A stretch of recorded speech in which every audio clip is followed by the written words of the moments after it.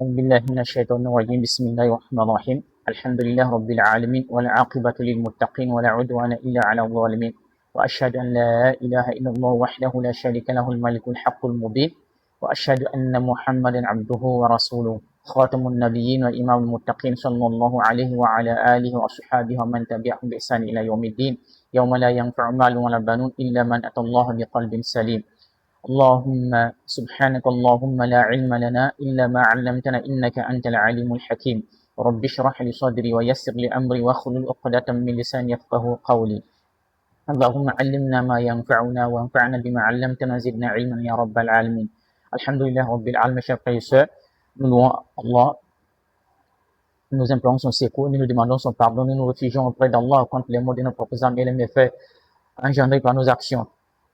Celui qu'Allah guide, ni ne pourra l'égarer. Celui qu'Allah égare, ni ne pourra non plus le guider sur le droit chemin. J'atteste qu'il n'y a point de divinité digne méritant réellement l'adoration, excepté Allah, seul sans aucun associé. Et j'atteste également que le prophète Mohammed sallallahu alayhi wa sallam est son serviteur et son messager. Alors, chers frères et sœurs, aujourd'hui, on va parler d'un sujet qui est très important. Et ce sujet concerne les devoirs de l'épouse envers son époux.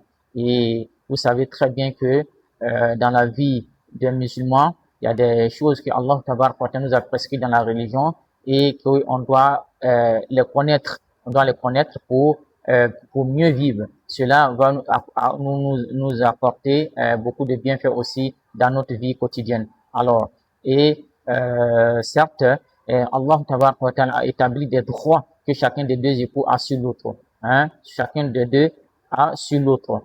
C'est-à-dire que le droit de chacun d'eux face au devoir de l'autre. Alors que le messager d'Allah sallallahu alayhi wa sallam nous dit, dans un hadith, il dit, certes, vous avez des droits sur vos épouses et vos épouses ont des droits sur vous. Alors, donc, voilà des choses que le musulman doit connaître. Parce que dans notre vie actuelle, nous avons besoin de connaître ces choses-là pour mener une vie harmonieuse. Alors, cependant, concernant l'homme, Allah Tabaraka wa Ta'ala, pour des considérations particulières, l'a distingué par des degrés, l'a distingué par un degré supplémentaire conformément au verset suivant qu'Allah Tabaraka wa Ta'ala nous dit. Dans la sourate Al-Baqarah, Allah nous dit, dans le verset 228, Allah dit وَلَهُنَّ مِثْلُ الَّذِي عَلَيْهِنَّ بِالْمَعْرُوفِ وَلِلرِّجَالِ عَلَيْهِنَّ دَرَجَةٌ. Alors, selon la traduction approximative de ce verset, Allah Tabaraka wa Ta'ala nous dit, quant à elles, elles ont des droits équivalents à leurs obligations et conformément à la bienséance, mais les hommes ont cependant une prédominance sur elles. Alors, donc, cela implique que chacun de nous a un droit que chacun doit respecter. Et c'est pas comme aujourd'hui, nous entendons souvent les beaux parleurs, c'est-à-dire que qui disent que la femme musulmane, elle est emprisonnée, elle est esclave, c'est cela. Non, rien de tout cela. Parce que chacun de nous a un droit que chacun doit respecter. Et le fait de respecter les droits de chacun, cela amène à dire quoi? On est en train d'obéir à Allah Tabaraka wa Ta'ala. C'est Allah qui a prescrit ses règles, ses lois et ses principes. Et que si nous les respectons, c'est comme si nous sommes en train de respecter les obligations, nous sommes en train de respecter les droits que Allah nous a prescrits. Alors, c'est-à-dire quoi? Les droits conjugaux, comme on vient de le dire, sont de trois sortes. C'est-à-dire des droits communs à eux deux, c'est-à-dire de l'époux et à l'épouse. Et encore des droits spécifiques à chacun. C'est-à-dire que les droits de la femme envers son époux et les droits aussi de l'époux aussi envers sa femme ou envers elle. Alors, cependant, c'est des choses que tout musulman doit maîtriser pour mener vraiment une vie parfaite avec son épouse. Alors, nulle part, cela ne signifie que c'est de l'esclavage. Non, la femme n'a jamais été, c'est-à-dire une esclave en islam, mais c'est Allah qui établit des règles et des lois que nous respectons et que nous sommes condamnés à respecter. Et en les respectant, nous sommes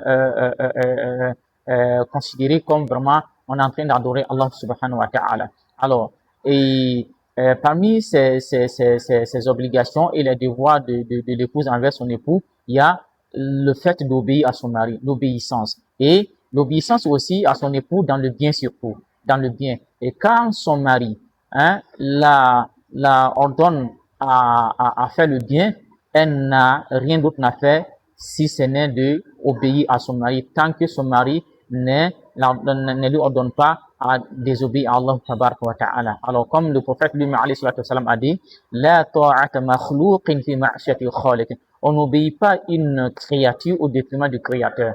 Et elle doit obéir à son mari dans le bien et préserver encore l'honneur de son mari et sauvegarder ses biens et ses enfants. Alors, elle doit tenir compte également dans le cadre de l'obéissance aussi, elle doit tenir compte des sentiments aussi de l'époux et respecter sa dignité et sa sensibilité, ainsi que toute autre attitude que doit adopter l'époux envers son époux. Alors, chers frères et sœurs, cela amène à dire quoi? Dans cette obéissance, obéissance la civile quoi. Cette obéissance est ordonnée par la religion.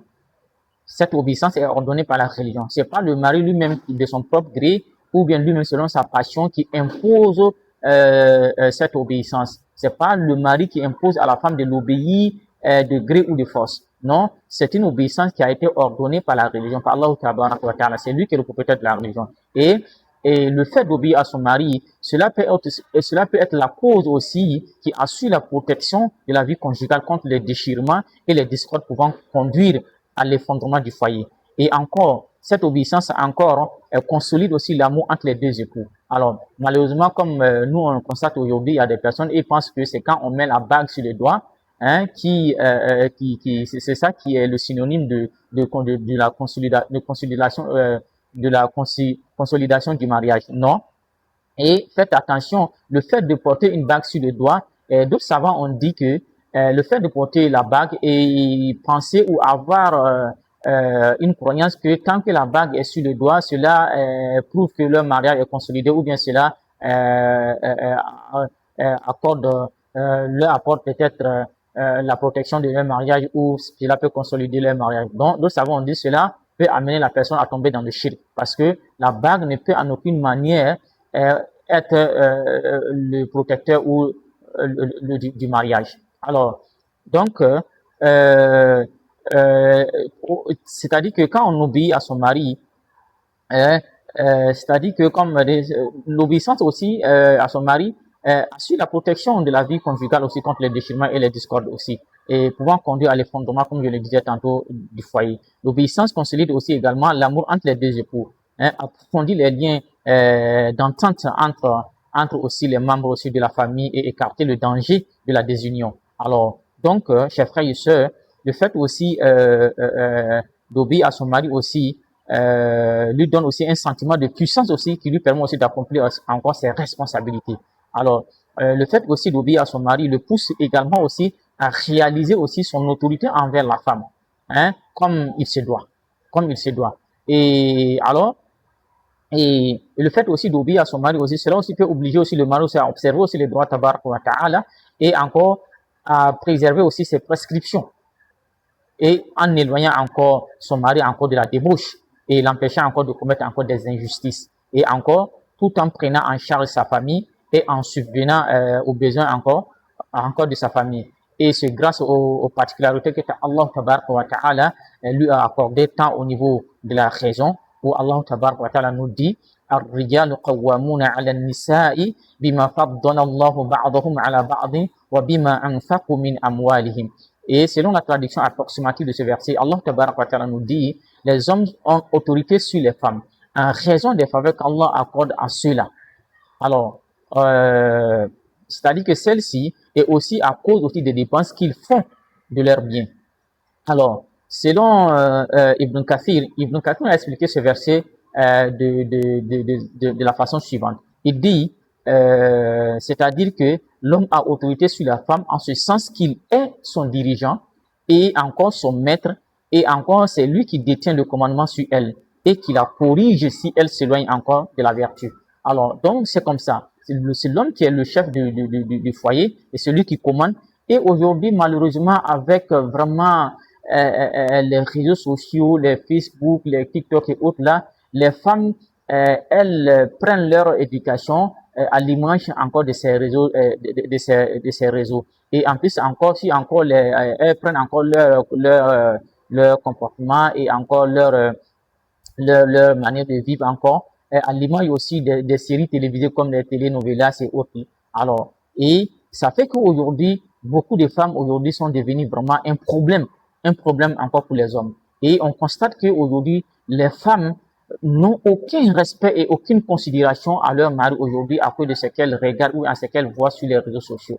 Comment une femme, hein, toi, le mari, lui, il respecte ses droits.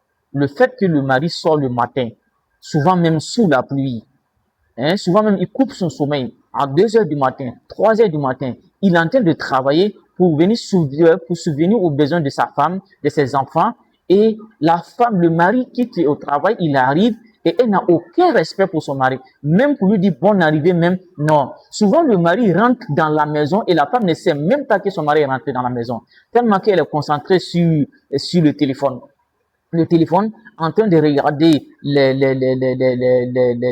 bêtises sur les réseaux sociaux et son mari rentre dans la maison et elle n'est même pas au courant. Et il y a une histoire qui a été racontée où il y a un monsieur qui est quitté au travail, il est venu, il est rentré dans la maison et sans que la femme ne sache que son mari est rentré. Et le monsieur est venu, il est rentré, il a pris ses ablutions pour aller à la mosquée, elle est toujours assise en train de manipuler son téléphone. Et le mari revient encore, trouver que la femme, elle est toujours concentrée sur le téléphone. Et qu'est-ce qu'il a fait? Il avait une moto, il a pris la moto pour aller cacher. Et il est revenu maintenant pour dire, ah, madame, je suis venu, j'avais garé ma moto aussi, et elle est où? Et elle est là, elle se joue aux innocentes. Vous voyez le danger aujourd'hui des réseaux sociaux qui conduit les femmes maintenant dans la perdition, où elles n'ont aucun respect même pour leur mari. Alors en islam, nous ne devons pas nous comporter comme les autres. Allah Ta'ala nous a prescrit des règles, des principes et des lois que nous devons respecter et chacun doit respecter le droit de chacun. L'homme déjà, du fait qu'il se lève, il sort, il va travailler, il vient, il paye la maison, il paye l'eau, il paye courant et toi la femme tu jouis de tout ça, alors tu devrais avoir au moins un minimum de respect pour ton mari. Alors, aujourd'hui, malheureusement, on est confronté dans ces problèmes. On est confronté aujourd'hui à ces problèmes très graves et sérieux. Alors, et, et puisque les faveurs qu'Allah a accordées à l'homme se présentent sous plusieurs aspects, que ce soit dans les tutelles qui lui sont conférées ou dans certains actes d'adoration par lesquels ils sont distingués. Vous voyez par exemple que comme les prières du vendredi, la femme elle n'est pas obligée à effectuer la prière du vendredi. Et si elle va, alhamdulillah, on l'empêche pas. Mais la prière du vendredi n'est pas obligatoire sur la femme. Ou le djihad par exemple également. Donc voilà toujours des particularités où l'homme encore a des avantages encore sur l'homme, ainsi que le fait qu'il soit chargé de subvenir aux dépenses en général. Et alors, Allah a ordonné à la femme d'obéir à son mari et à son... Allah a ordonné à la femme d'obéir d'abord à son Seigneur et ensuite encore d'obéir à son mari, dans le bien surtout. Et à considérer que l'obéissance au mari fait partie de l'obéissance d'Allah Tabaraka wa Ta'ala. Le fait que tu obéis à ton mari, ça fait partie aussi de l'obéissance d'Allah Tabaraka wa Ta'ala. Et Allah Tabaraka wa Ta'ala nous dit dans un verset du Coran, dans la sourate Nisa, verset 34. Allah nous dit فَالصَّالِحَاتُ قَانِتَاتٌ حَافِظَاتٌ لِلْغَيْبِ بِمَا حَفِظَ اللَّهُ. Alors, qu'est-ce que Allah nous dit à travers ce verset? Selon la traduction approximative de ce verset, Allah nous dit les femmes vertueuses sont obéissantes à leur mari et protègent ce qui doit être protégé pendant l'absence de leur mari, avec la protection d'Allah Tabaraka wa Ta'ala, bien sûr. Vous avez vu? Allah dit quoi? فَالصَّالِحَاتُ قَانِتَاتٌ. Allah parle ici des femmes vertueuses. Alors, Allah ne parle pas avec toutes les femmes. Et il dit les femmes vertueuses. Aujourd'hui, il y a des femmes qui n'ont même pas, c'est-à-dire que cet aspect de vertueuse, même pas, même un petit atome même de grain. Et Allah parle des femmes vertueuses. Et il y a des femmes qui sont là, qui sont pervers, qui n'ont aucun respect pour le mari. Et quand le mari dit 1, elle dit 20. Et quand le mari parle, elle dit 10. Alors vraiment, subhanallah. Alors ça, c'est pas une obéissance. Et Allah parle aux femmes vertueuses. Une femme vertueuse, quand son mari parle, elle doit écouter et doit respecter son mari. Tant que son mari l'ordonne pas dans le mal. Si son mari parle pour lui donner des conseils, pour obéir dans le bien, elle doit respecter et écouter ce que son mari lui dit. Alors, Et pour montrer encore le fait que la femme doit respecter son mari, encore, le prophète, le messager d'Allah Ta'ala nous dit, il dit, si la femme observe ses 5 prières quotidiennes et elle jeûne encore le mois de Ramadan et préserve sa chasteté et obéit à son mari, on lui dira, entre au paradis par la porte que tu veux. Allahu Akbar. Regardez, Allah Ta'ala garantit à la femme, parce que le prophète ne parle pas par hasard. Le prophète ne parle pas selon sa passion ou son avis personnel, mais il parle par la révélation. Allah nous dit, le prophète nous dit que si la femme observe ses 5 prières quotidiennes, elle fait ses prières correctement, et aujourd'hui, voilà, on a ce problème. Vous voyez des gens, des femmes qui sont là, et même pour se lever pour faire la prière, quand le mari parle, elle se fâche, souvent même elle l'insulte même. Ton mari te dit, lève-toi, tu vas accomplir ta prière. Et elle se lève de façon paresseuse, elle l'insulte même souvent, et souvent même elle lance des churous. Et subhanallah. Les femmes, craignez Allah ta'ala. Craignez Allah. Craignez Allah. Et le prophète dit que si elle préserve sa chasteté et encore et elle obéit à son mari, le jour de la résurrection, Allah lui dira, entre au paradis par la porte que tu veux. Allahu Akbar. Regardez, ça c'est pas facile, mais malheureusement aujourd'hui il y a des femmes qui refusent d'entrer au paradis. Il y a des femmes aujourd'hui qui refusent d'entrer au paradis. Et comme aujourd'hui, elles veulent mener leur vie aussi selon le mode de vie des Occidentaux. Parce que ils ont dit non, la femme a les mêmes droits que l'homme, elle ne doit pas faire ceci, cela, elle ne doit pas obéir à l'homme. Donc elle aussi, elle pense que ce sont vous voyez, c'est des gens, ils sont déjà égarés, ils sont dans le mal, et vous pensez qu'ils sont en train de vous éduquer dans le bien. Alors, et encore le prophète alayhi salatu wassalam continue, il dit, si je devais ordonner à quelqu'un de se prosterner devant un autre qu'Allah, j'aurais ordonné à la femme de se prosterner devant son époux, par celui qui détient l'âme de Muhammad sallallahu alayhi wa sallam dans sa main.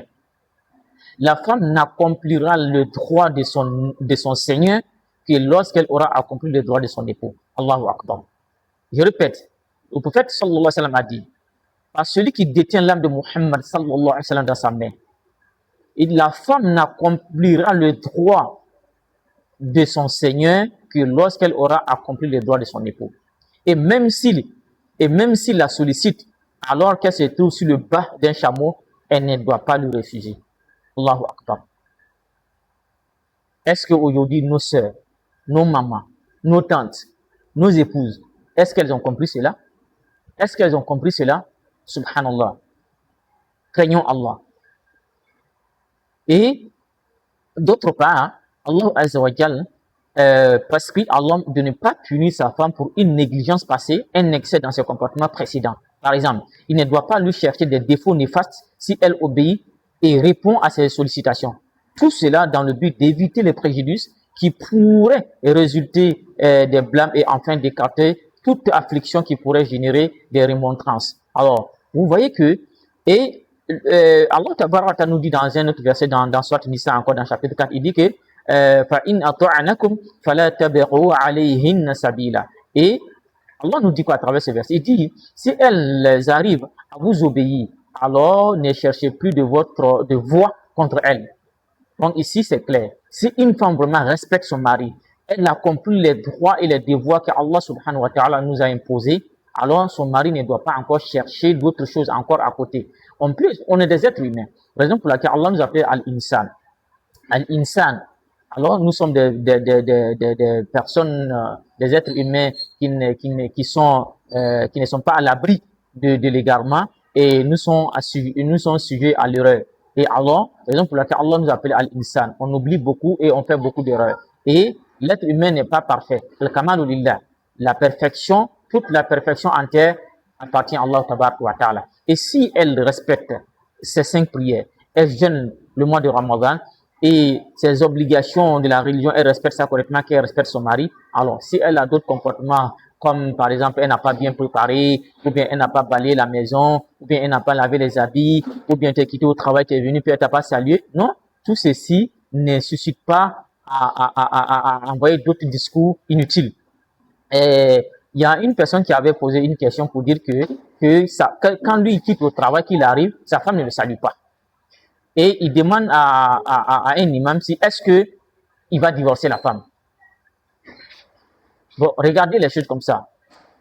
Lui qui est au travail, il arrive et son mari, sa femme ne le salue pas et il demande si est-ce que il va demander le divorce.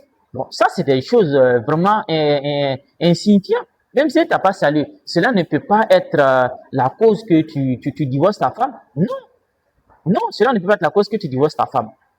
Ça, c'est des petites choses. Mais du moment où elle respecte les obligations d'Allah Tabaraka wa Ta'ala, mais si par exemple elle est là, qu'elle ne prie pas, elle ne gêne pas, hein, et puis de pire encore, elle n'a aucun respect pour toi, soit elle est dans la débauche, là en ce moment, ça c'est un autre cas. Mais le simple fait que tu sors, tu viens, puis elle te salue pas, non, ça ne suscite pas le divorce.